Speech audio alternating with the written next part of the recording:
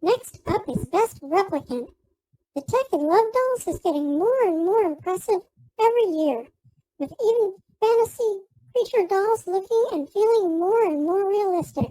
The nominees are Ada Anamorphic from Elsa Babe, Eileen from Doll's Castle, Bar Anime Doll Aotame, Becky from Aotame, Bunny Girl from SM Doll, Cosplay Yao from Otono Love, Elodie from SE Doll, Jayla from Doll's Castle, Chache from WM Doll, Molly Red Wolf Doll from Elsa Babe, Naughty Blue Hair Aces from Fun West, Scarlet Elf from Iron Tech, Scarlet Devil from Doll's Castle, and Thomas Edward from Iron Tech.